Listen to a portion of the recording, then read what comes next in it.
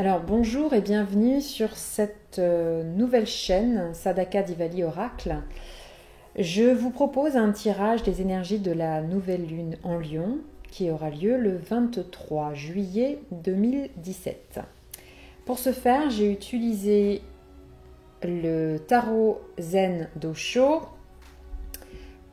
que j'ai couplé du tarot de Scapini. Alors, le thème de notre nouvelle lune, et je précise que ce tirage est un tirage général, donc il est probable que vous ne vous reconnaissiez pas dedans. Alors, donc, nous avons le voyage avec le tarot Zen d'Osho qui est couplé de la carte du mât, ou la carte du fou avec le tarot de Scapini. Alors ce que ça m'évoque, c'est, alors évidemment nous sommes pendant les périodes de vacances, les périodes estivales, enfin la période estivale, donc il est fort probable que vous partiez en vacances. Ça peut aussi être un déménagement, ça peut être un changement de cap, un changement de carrière. Et on est vraiment dans une sorte de voyage plutôt intérieur pour ma part. C'est-à-dire que même s'il y a un événement extérieur qui va matérialiser ce voyage, pour moi ce voyage il est avant toute chose, il est intérieur. C'est-à-dire qu'on va partir dans une quête pour aller un peu libérer. Parce que je ne sais pas si vous voyez sur cette carte, en fait, on a un lion en fait qui s'agrippe à la jambe de notre voyageur et notre voyageur qui part avec un petit baluchon. Donc pour moi, c'est un peu cette idée de partir avec un maximum de bagages en moins, de choses qui ont été délestées ces derniers temps, mais il y a encore quelques petites choses à régler, notamment ce qui s'agrippe et ce qui ne veut pas partir. Donc je vais juste faire un petit zoom là, parce que j'ai l'impression qu'on ne voit pas bien les cartes. Voilà, je ne sais pas si c'est mieux. Alors, je disais donc cette idée de voyage, voilà. Ah ben, on voulait du lion, on aura du lion. Donc, ce qui n'est peut-être pas forcément conscient, en tout cas, c'était dans le positionnement des cartes, c'était plutôt dans la partie, on va dire, inconsciente. Mais peut-être que certains d'entre vous en sont totalement conscients. On a cette carte du conditionnement qui est couplée de la carte de la force. Donc on a deux lions sur chacune de ces cartes. L'un des lions se retrouve pieds et poings liés à ces petites brebis, toutes souriantes, qui vont jusqu'à se reposer sur son dos. On le voit bien sur cette carte. Et puis ce pauvre lion qui fait un peu la gueule et qui n'est pas très content de se retrouver dans cette situation-là, mais peut-être que par le conditionnement, par les codes de la société, par les codes parentaux, cette personne a choisi de se conformer à un groupe, à des amis, à un travail, en tout cas à ce qu'il pense qu'on attend de lui. Alors, ce qui rend bien heureux donc ses amis les brebis, mais encore une fois, lui, c'est pas encore vraiment la super extase. Et puis, on a donc la carte de la force qui vient appuyer donc le message de cette carte du conditionnement avec cette femme assez pleine d'autorité, on va dire, pleine de pouvoir, de puissance, qui va dominer en fait ce lion, qui va le tenir par la mâchoire. Et donc là, pour moi, ça vient juste renforcer le fait que ce lion, il est empêché d'agir par, ça me fait penser, par les obligations, on va dire, nos obligations de société, les obligations de paraître, qu'on doit bien se tenir, etc. Alors ce qui est très étonnant, c'est que sur le message en tout cas qui nous est envoyé ici, c'est qu'il s'agit bien d'une femme en fait qui domine, pas un homme. Ça aurait très bien pu être un homme qui chevauche le tigre par exemple, ou qui tient fermement le lion. Or là, c'est une femme. Et ce que ça me révèle, c'est... révèle. Ce que ça... Là où ça me fait tilt, c'est... il n'y a pas que les hommes qui sont dominateurs, les femmes peuvent être aussi très dominatrices, il n'y a pas que les hommes qui peuvent être castrateurs, les femmes peuvent être castratrices. Or, je pense qu'ici, le but n'est pas de jouer le jeu de la proie et du prédateur, par exemple. Le lion sur cette carte-là est aux antipodes du prédateur parce qu'il est complètement soumis.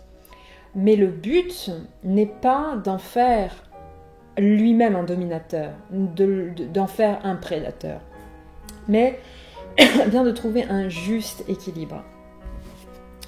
Alors, ensuite, nous avons alors c'était placé à l'endroit de l'inconscient, des choses dont on n'est pas encore, qu'on ne perçoit pas encore. Et là, on a la carte du créateur et du soleil. Donc, alors, ce que j'imagine qu'on ne perçoit pas, c'est ce droit de rayonner, ce droit de briller, le fait que l'on mérite, et d'accepter notre plein pouvoir de créateur. C'est-à-dire que nous avons l'entière responsabilité de nos vies, de nos choix, et que on peut très bien faire ce travail sur nous-mêmes pour nous libérer de ce qui nous entrave et pour révéler au monde notre unicité et donc notre lumière.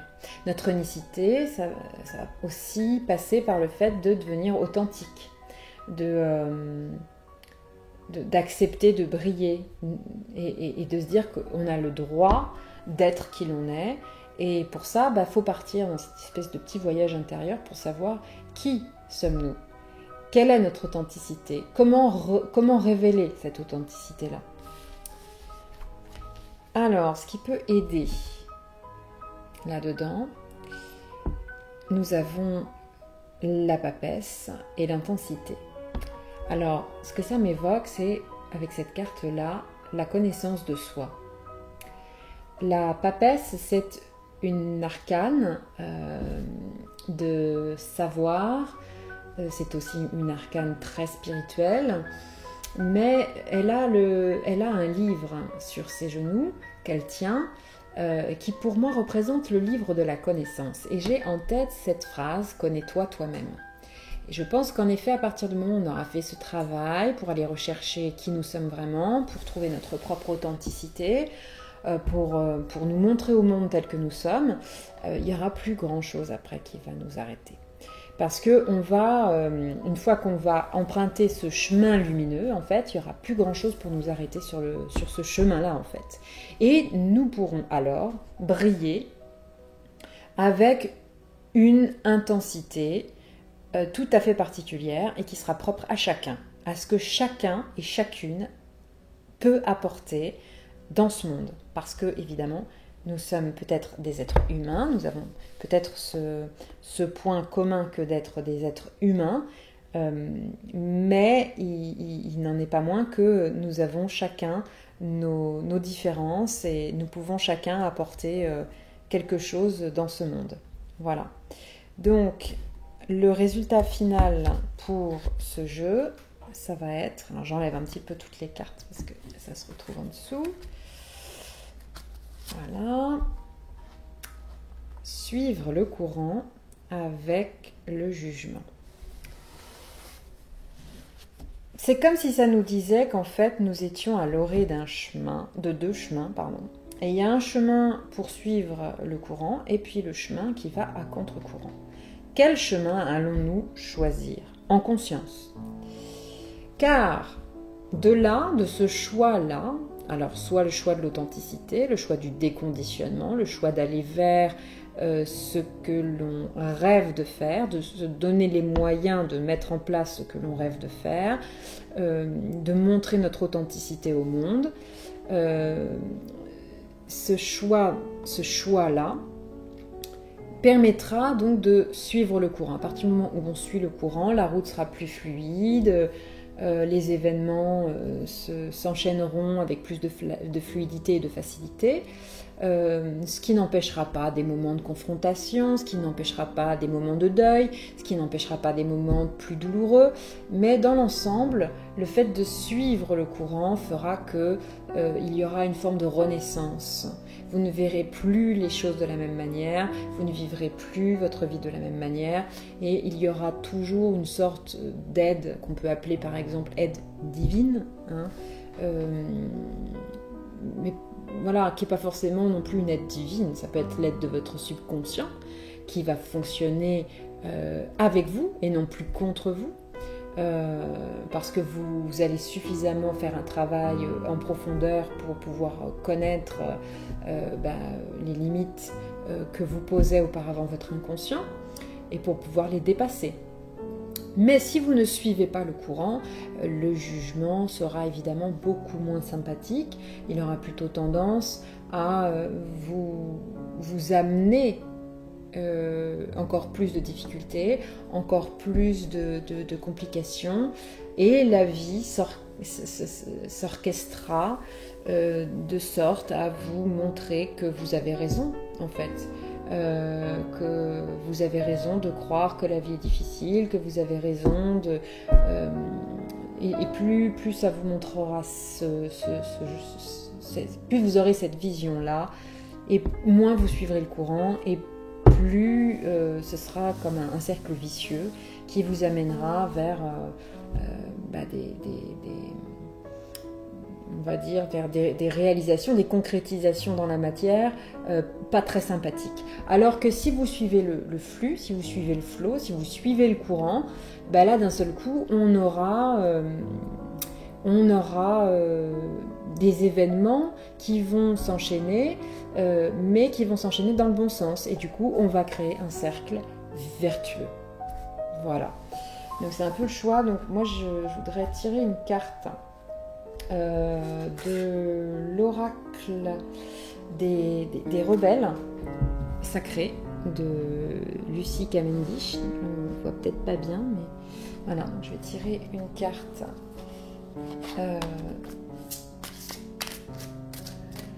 Pour avoir un message supplémentaire.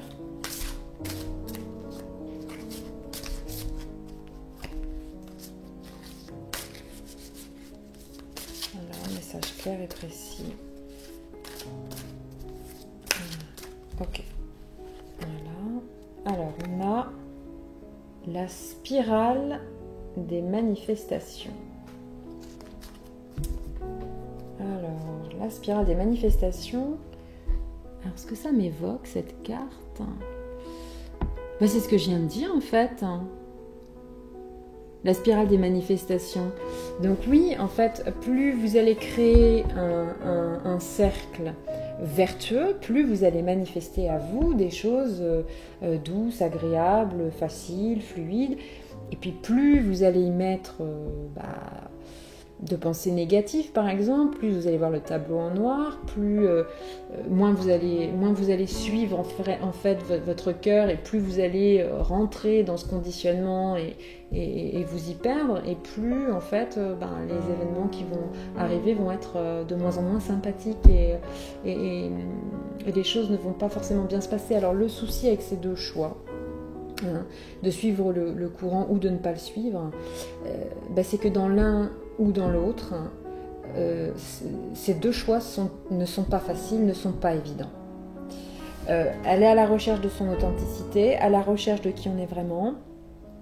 Aller suivre la voie de son cœur, ça demande du courage, ça demande de la persévérance, ça demande de la patience, voilà, ça demande de la ténacité, alors que se soumettre, on va dire, au conditionnement, c'est une forme de sécurité.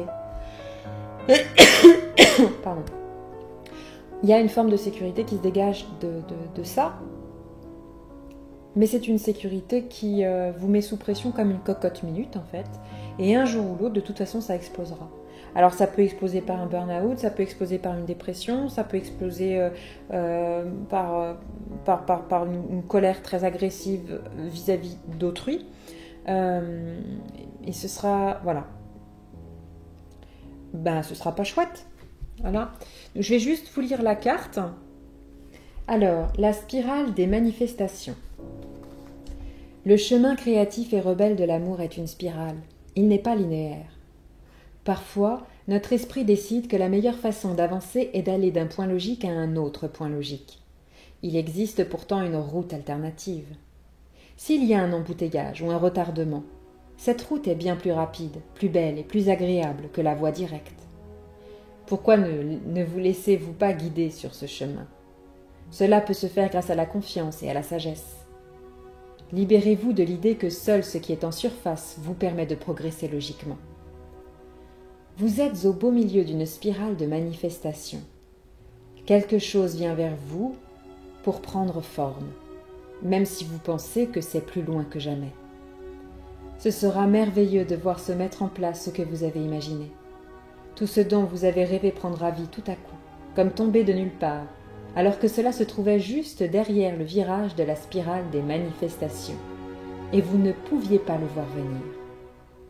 Cet oracle vous délivre un message. Lorsque nous avons l'impression d'être loin du but, nous en sommes proches. Il suffit de prendre un virage, et nous pourrons voir nos rêves devenir réalité. Vous devez continuer à avoir confiance et à travailler à votre progrès. Toute âme, vieille ou jeune, peut le faire.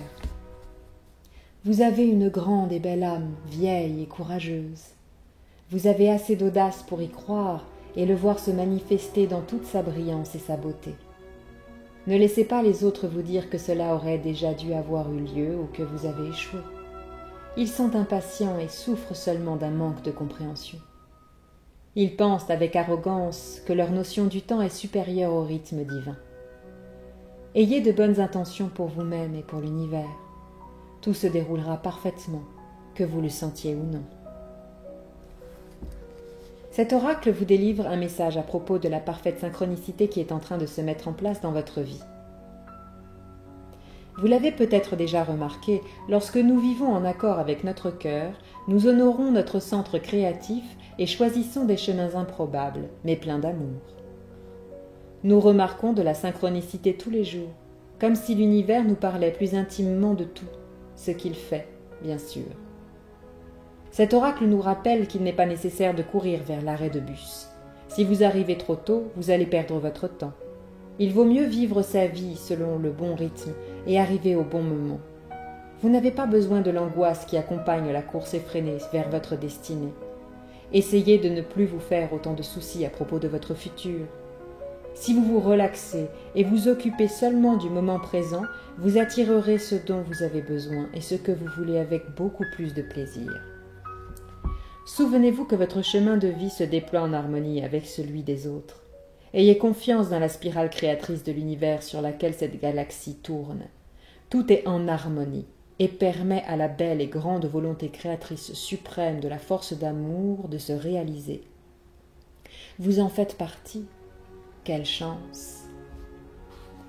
Alors je vais vous proposer maintenant un processus de guérison qui accompagne cette carte, qui vous invite à dire à voix haute « Spirale de création, spirale de lumière, donne vie à mes manifestations.